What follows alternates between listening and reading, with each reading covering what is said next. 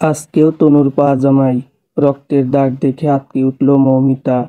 কয়দিন পর পরই এই জিনিসটা ওর চোখে পড়ছে। বিষয়টা মৌমিতাকে খুব ভাবাচ্ছে। এমনকি রাতের বেলা ঘুমাতে গেলেও ওর চোখে ভেসে উঠছে তনুর রক্ত ভেজা পা জামা। ওটুকু একটা 9 বছর বয়সী বাচ্চা মেয়ের এমনটা কেন হবে? আর এই বিষয়টাই বা কিভাবে আলোচনা করা যেতে পারে এইটুকু একটা মেয়ের সাথে? তবুও বিষয়টা জানতে হবে। এটা একদমই এড়িয়ে যাবার মতো বিষয় নয়। মৌমিতা তনুকে ডাকলো, এদিকে আয় দেখি তনু। তনু এলো, নত মুখে দাঁড়িয়ে আছে। ওর হাব ভাব মোটেও স্বাভাবিক লাগলো না মৌমিতার কাছে। মৌমিতা ভেবে বলল, তুই কি কি শিখলি স্কুলে গিয়ে? তনু কথা বলছে না। আচ্ছা, ঋতুস্রাব কি তা বলতে পারবি? তনু ফ্যাল ফ্যাল করে তাকালো, যেন এমন অদ্ভুত শব্দ কখনোই শোনে নাই। মৌমিতা সংকোচ বোধ করলো। এইটুকু একটা বাচ্চা মেয়েকে ও এসব কি বলছে? ঋতুস্রাব কি এটা জানার মতন বয়স তো ওর এখনো হয় নাই। তাহলে এ কিসের দাগ? কয়দিন পর পরই দেখা যাচ্ছে ওর পা জামায়। ওকে কেউ বেসিক্যালি অ্যাবাউস করছে না তো? কিন্তু এমন কাজ এ বাসায় কে করবে? মৌমিতার কোনো ভাই নেই। সিরাজ ব্যতীত আর কোনো বাইরের পুরুষ এ বাসায় থাকে না বললেই চলে। সিরাজের সাথে মৌমিতার বিয়ে ঠিক হয়ে আছে, কাবিন হয়ে গেছে। 6 মাস পর উঠিয়ে নেবে। মৌমিতা আরেকটা বিষয় লক্ষ্য করলো যে ইদানিং তনু একদমই চুপচাপ থাকে। 5টা প্রশ্ন করলে একটার জবাব দিলে দেয়, আর বাকি 4টা প্রশ্নেরই কোনো জবাব দেয় না। চুপচাপ তাকিয়ে থাকে কিংবা মাথা নত করে রাখে। কিন্তু তনু তো মোটেও এমন নয়। তনু মৌমিতার খালামণির মেয়ে। ওকে জন্ম দেবার সময় খালামণি মারা যান। সেই থেকে তনু মৌমিতাদের পরিবারের সদস্য হয়েই আছে। মৌমিতার মাই ওকে বড় করেছে। মৌমিতার সাথে তনু সারাক্ষণই আঠার মতো লেগে থাকতো। সারাক্ষণই এটা ওটা প্রশ্ন করত। মৌমিতাকে ছাড়াও কিছুই বোঝে না। ওর পুরো পৃথিবীটাই যেন মৌমিতা। এই বাচ্চা মেয়েটা ওদের সারা বাড়ি মাথায় তুলে রাখতো। সারাক্ষণ ইঁদুরের মতো হুটহাট ছুটোছুটি করে বেড়াতো সারা বাড়িময়।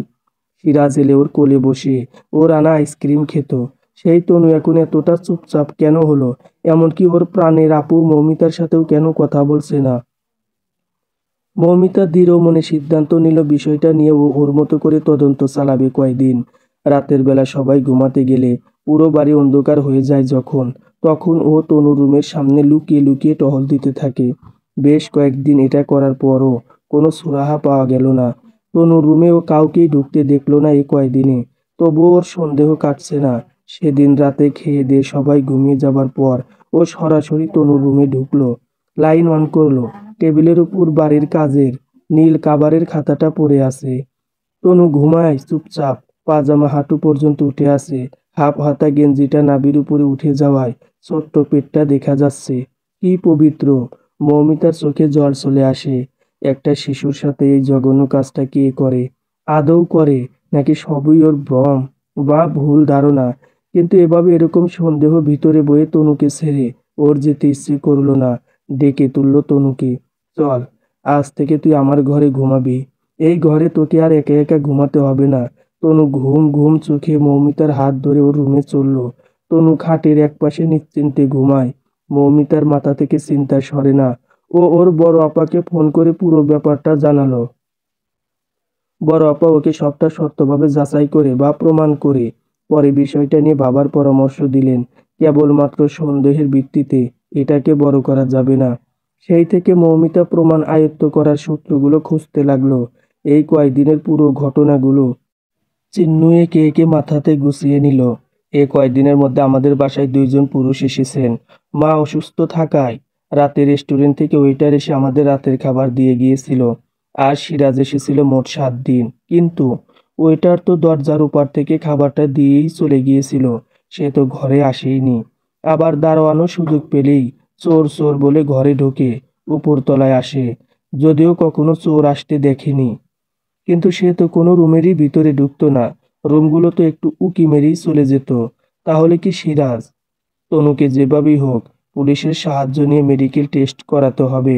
তনুর সাথে সত্যিই খারাপ কিছু ঘটেছে কিনা সেটার প্রমাণ সহকারে সত্যতা যাচাই করতে পারলেই বাকি কাজটুকু সহজ হবে। আর এই ব্যাপারে একজনই ওকে সবচেয়ে বেশি সাহায্য করতে পারে। তিনি হলেন ওর বাবা ইমরুল সাহেব। তিনি একজন অবসরপ্রাপ্ত সরকারি কর্মকর্তা। 5 ওয়াক্ত নামাজ পড়া, বাজার করা আর অবসরে বই পড়া বা টিভি দেখা, এটুকুতেই বর্তমানে ইমরুল সাহেবের দৈনন্দিন কাজকর্ম। ইমরুল সাহেব বই পড়ছিলেন।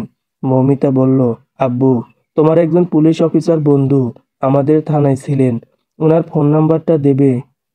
রফিকের কথা বলছিস মা? হুম, কিন্তু ও তো কমাস হলো চট্টগ্রামে বদলি হয়ে গেছে। ও, ওর ফোন নাম্বার দিয়ে কি করবি মা? মৌমিতা কাজটা খুব গোপনে করতে চাচ্ছে, তাই মিথ্যে করে বলল, আমি কিছু করব না আব্বু, আমার এক বান্ধবীর দরকার। ইমরুল সাহেব একটা আফসোসের নিঃশ্বাস ছেড়ে আবার বই পড়ায় মনোনিবেশ করলেন। মৌমিতা হতাশ হলো, কিন্তু হাল ছাড়ল না। তনুকে নিয়ে তখনই থানা এলো। একজন পুলিশ অফিসারকে সব খুলে বলল। অফিসার প্রথমে রাজি না হলেও অনেক অনুরোধের পর মেডিকেল টেস্ট করাতে সম্মতি দিলেন। সেদিনই তনুর মেডিকেল টেস্ট হলো। রিপোর্ট দেবে 2 দিন পর। মৌমিতা এক ভয়ানক অস্থিরতায় প্রতিটা সেকেন্ড পার করছে। অপরদিকে সিরাজের মুখটা ওর চোখের সামনে ভাসছে। কোনো এক অজানা আশঙ্কায় ভিতরে ভিতরে ক্ষয়ে যাচ্ছে ও। সিরাজকে ও নিজেই পছন্দ করেছে। ওর জন্যই সিরাজ আজ ওদের পরিবারের একজন। ওর জন্যই সিরাজ রাত বিরাতে অবাধে ওদের বাসায় ঢোকার অনুমতি পেয়েছে। ওর সাথে যদি সিরাজের কাবিন না হতো, এতখানি অধিকার সিরাজ পেত না। সেই সিরাজ যদি হয় ধর্ষক, সেই সিরাজের জন্যই যদি একটা শিশু এতটা কষ্ট পেয়ে থাকে, তাহলে মৌমিতা কোনোদিন নিজেকে ক্ষমা করতে পারবে না। মৌমিতা মনে মনে সিদ্ধান্ত স্থির করে রাখলো যে ওর পছন্দ করা মানুষটা যদি ধর্ষক হয়, তাহলে আত্মহত্যাই ওর শেষ রাস্তা। সিরাজকে ফোন দিয়ে সরাসরি এই ব্যাপারে জিজ্ঞাসা করতেও পারছে না, কেননা তদন্ত করতে গিয়ে ও আরেকটা জিনিস লক্ষ্য করলো। যেদিন যেদিন রাতে সিরাজ ওদের বাসায় এসেছে, ঠিক সেদিন ভোরেই ও তনুর পাজামায় রক্তের দাগ দেখেছে। তাই এখন সিরাজকে বললেও সবটা বলা যাবে না। নিজের থেকেও বেশি বিশ্বস্ত সিরাজই কি তবে সেই পশু, সেই বিশ্বাসঘাতক। মাঝরাতে রুমের জানালার দিকে চোখ পড়তেই মৌমিতা দেখলো কালো চাদরে সারা শরীর মোড়ানো একটা লোক ওদের গেট দিয়ে দ্রুত বেরিয়ে গেল। ও দ্রুত নিচে নেমে গেটের কাছে গেল। উকি দিয়ে দেখলো রাস্তা পুরো ফাঁকা। দারোয়ান বড় বড় চোখ করে ওকে দেখছে। গেইটের বড় বড় দুটো বাল্বের কড়া আলোয় দারোয়ানের চোখ দুটো হায়নার মতো ঠেকছে। মৌমিতা বিষয়টা খেয়াল করলো, কিন্তু কিছু বলল না। তনুর ব্যাপারটা সমাধান না হওয়া পর্যন্ত কাউকে কিচ্ছুটি বুঝতে দেওয়া যাবে না। মৌমিতার ভীষণ ঘৃণা হচ্ছিল, তবুও সে সিরাজকে কয়েকটা প্রশ্ন করার জন্য ফোন দিল। সিরাজ, হ্যাঁ বলো মৌ, সত্য করে একটা প্রশ্নের উত্তর দেবে? উত্তর দিলে সত্য উত্তরই দেব। তুমি বলো কি প্রশ্ন? তুমি যে আমাদের বাসায় আসো, কখনো কি তনুর রুমে যাও? আমি তনুর রুমে যাব কেন? তনুই তো। আমি তোমার ওখানে গেলে দৌড়ে এসে আমার কোলে বসে পড়ে। তাছাড়া আমি তো সারাদিন কাজের চাপে তোমার ওখানে যেতেই পারি না। রাতে যাও একটু যাই, অত রুমে রুমে ঘোরার সময় পাই কই বলো? মৌমিতা মনে মনে বলল, ঠিকই তো, সিরাজ আসলেও তো 10-15 মিনিটের বেশি সময় থাকে না। অনেকক্ষণ মৌমিতা আর কিছু বলতে পারলো না। সিরাজ বলল, এসব প্রশ্ন কেন করলে মৌ? তনু ঠিক আছে? কোনো সমস্যা হলো নাকি? মৌ, ও মৌ, কথা বলছো না যে? না, কোনো সমস্যা হয়নি, রাখি। সিরাজের ফোন রাখতেই থানা থেকে ফোন এলো। বলুন অফিসার। আপনি একটু থানায় আসুন ম্যাডাম, মেডিকেল রিপোর্ট হাতে পেয়েছি। রিপোর্টে কি আছে বলুন আমায়, ফোনে নয়, আপনি জলদি থানায় আসুন। মৌমিতা তখনই বেরিয়ে পড়ল থানার উদ্দেশ্যে। অফিসার গম্ভীর মুখে রিপোর্ট হাত রাখছেন। মৌমিতা অধীর আগ্রহী অফিসারের দিকে তাকিয়ে আছে। কি এক অজানা শঙ্কায় স্তব্ধ হয়ে গেছে। অফিসার বললেন, পুরো বিষয়টা এখন আমাদেরকে দেখতে হবে। আপনাকে একটা মামলা করতে হবে। তনুর কাছে যে যে পুরুষের আনাগোনা আছে সবাইকে জিজ্ঞাসাবাদ করতে হবে। বাচ্চাটাকে একটা না, অনেকদিন ধরে রেপ করা হচ্ছে। মৌমিতা নিজের কানকে বিশ্বাস করতে পারছে না। ওর সন্দেহ এভাবে সত্যি হোক সেটাও চায়নি। সত্যি যখন হয়েছেই, তখন বাকিটাও ওকেই করতে হবে। এর শেষটাও দেখতে চায়। পুলিশ তখনই তনুকে প্রশ্ন করা শুরু করলো, তোমার কাছে কে কে এসেছিল? তোমাকে কে কষ্ট দিয়েছে? তুমি কি তাকে চেনো? তার নাম বলতে পারবে? তনু কিছুই জবাব দিল না। ভয়ে চুপসে গেছে। মৌমিতার পায়ের কাছে শক্ত করে চেপে ধরে ওর আঁচলের আড়ালে মুখ লুকাচ্ছে। মৌমিতা পুলিশকে থামিয়ে বলল, প্লিজ অফিসার, আমাকে কয়েকটা দিন সময় দিন। তনু আমার কাছে সব বলবে। আপনার কোনো জিজ্ঞাসাবাদেরও দরকার পড়বে না। আমি আপনাকে সব ধরনের তথ্য প্রমাণ দিয়ে যাব। দেখুন, আমি তনুর বিষয়টা লক্ষ্য করে আপনার কাছে ওর মেডিকেল করার অনুরোধ করেছি। কারণ আমি চাই অপরাধী শাস্তি পাক। অপরাধী যদি আমার সবচেয়ে কাছের মানুষও হয়, আমি তার ভয়াবহ শাস্তি চাই। আপনি আমার উপর ভরসা রাখতে পারেন। ইতিপূর্বেও আমি অনেকভাবে আইনকে সহযোগিতা করেছি। এবারও তার ব্যতিক্রম হবে না। কিন্তু প্লিজ, কোনো কিন্তু নয় অফিসার। আমাদের এলাকার নারী নির্যাতন প্রতিরোধ কমিটি চেনেন নিশ্চয়ই। আমিও ওই কমিটির প্রতিষ্ঠাতা। আমি নারী বিষয়ক অনেক মামলাতে আইনকে সহযোগিতা করেছি। আপনি এ থানায় নতুন এসেছেন, তাই হয়তো এসব জানেন না। অফিসার কলম ঘোরাতে ঘোরাতে কি যেন ভেবে বলল, আচ্ছা ঠিক আছে, আপনাকে আমি দায়িত্ব দিলাম। তবে সময় বেশি পাবেন না। 1 সপ্তাহের মধ্যে আপনি কিছু বের করতে না পারলে আমরাই যা করার করব। একটা বাচ্চা শিশুকে রেপ করা হয়েছে। ব্যাপারটা খুবই সেনসিটিভ। মৌমিতা মাথা নেড়ে অফিসারকে বিষয়টা সমাধান করার ব্যাপারে আশ্বস্ত করে থানা ত্যাগ করলো। কিন্তু ও আদৌ জানে না ঠিক কোন কোণ থেকে শুরু করলে এর সঠিক সমাধান পাওয়া যাবে। তবুও ও মনে মনে একটা প্ল্যান করলো। রাতের খাবারটা কোনো মতে সেরেই তনুকে নিয়ে রুমে এসে দরজা বন্ধ করলো। ও তনুর চোখে তাকালো, দেখলো বাচ্চাটার চোখে ঘুমের রেখাটিও নেই। ওর কি তবে ঘুম আসে না? ও কি তবে বুঝতে পেরেছে কতটা জঘন্য কিছু ঘটে গেছে ওর সাথে? তোর ঘুম পায়নি? তনু মাথা নাড়লো। তুই না কত সুন্দর ছবি আঁকতি, পারিস আমার মুখের একটা ছবি এঁকে দেখাতো। তনু রং পেন্সিল নিয়ে আঁকতে বসে গেল। 20 মিনিট পর মৌমিতা দেখলো হুবহু ওর মতো একটা মুখ এঁকেছে তনু। ও ভেবে বলল, আচ্ছা, এবার তোর ইচ্ছে মতো একটা ছবি এঁকে দেখাতো। ততক্ষণ পর্যন্ত আমি একটা বই পড়তে থাকি। বই পড়তে পড়তে মৌমিতা কেমন বইয়ের জগতে ডুবে গেল। কখন 2 ঘন্টা পার হলো। তনু ওর আঁকা ছবিটা হাতে নিয়ে ঘুমিয়ে গেল। ও সেটা খেয়ালই করে নাই। বইটা শেষ করে খাটে যেতেই ওর চোখে পড়ল তনুর নিজস্ব ইচ্ছা অনুযায়ী আঁকা ছবিটা। একটা ছোট মেয়ে শুয়ে আছে, পা উপরের দিকে ওঠানো। মেয়েটার তলপেটের উপর বসে আছে একটা অদ্ভুত প্রাণী, যার মুখটা মানুষের মতো কিন্তু শরীরটা শুয়োরের মতো। ছবিটা কালো করে অন্ধকারের চিত্র দিয়ে আঁকা, তাই শুয়োর শরীরের মানুষটার চেহারা বোঝা যাচ্ছে না। মৌমিতা ভরসা পেল আগামীকাল নিশ্চয়ই এই শুয়োর শরীরে মানুষটার মুখোশ উন্মোচন হবে। পরের দিন রাতে মৌমিতা একইভাবে তনুকে ছবি আঁকতে বলল।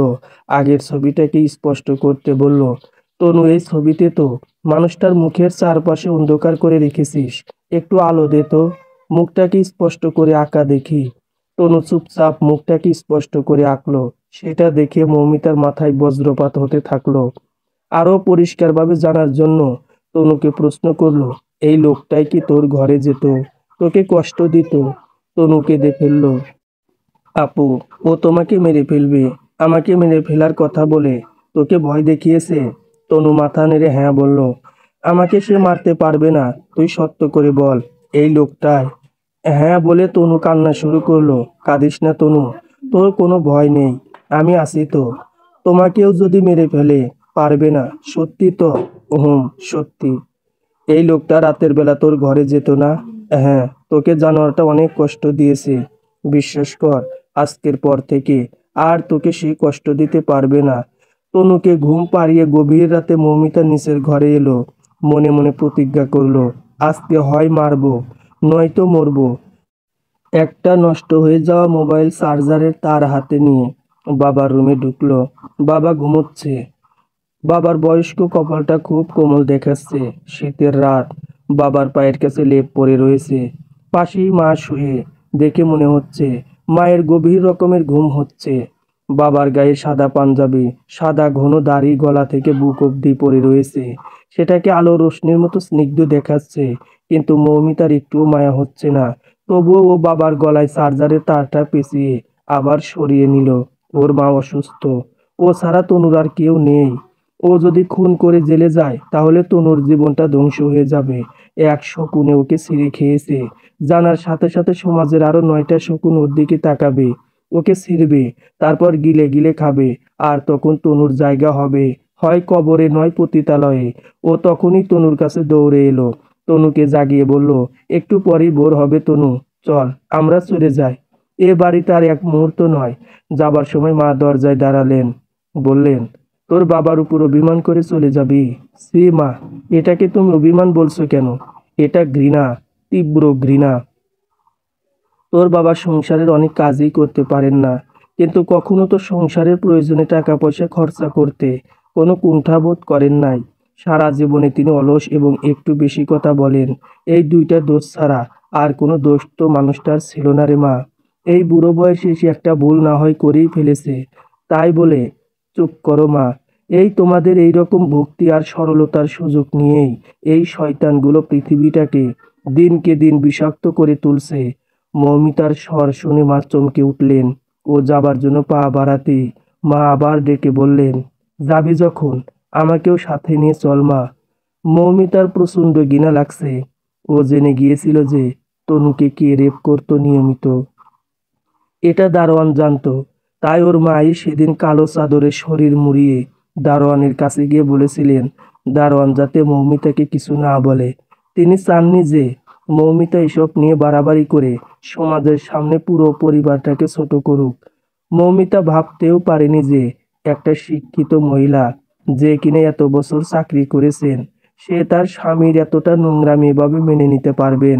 সমাজকে যদি এতই ভয় পাবে, তাহলে কি দরকার ছিল শিক্ষিত হবার? এত ধৈর্য কই থেকে আসে?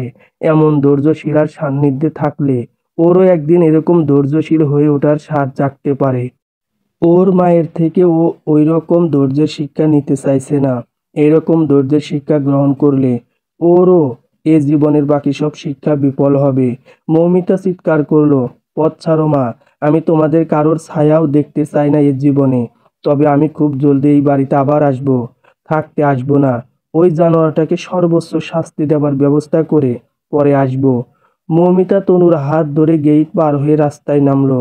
তখন সকালের আলো ফুটতে শুরু করেছে। নিশ্চয়ই এই সকালটা তনুকে দেওয়া একটা সুন্দর পৃথিবীর প্রথম সকাল। সমাপ্ত।